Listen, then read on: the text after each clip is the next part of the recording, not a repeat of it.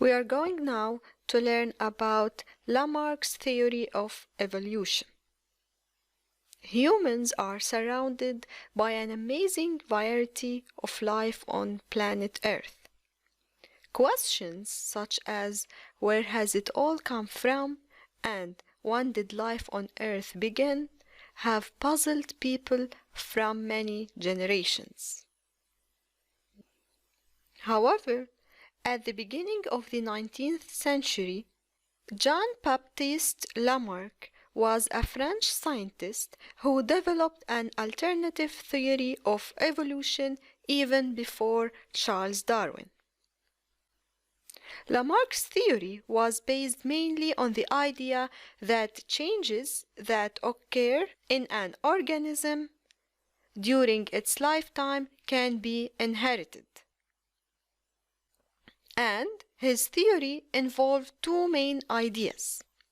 First, a characteristic that is used frequently by an organism becomes better and stronger, whereas the characteristic that is not used will gradually disappear.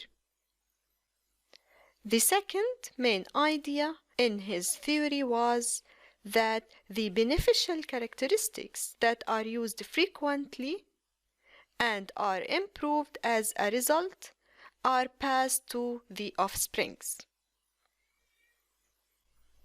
For example, Lamarck suggested that giraffes had a short-necked ancestor that would frequently stretch its neck to reach the high branches so it could feed on the leaves.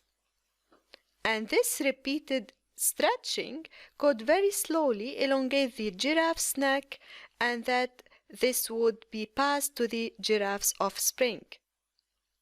Over time and many generations, the giraffe would evolve and have the very long neck that it has today.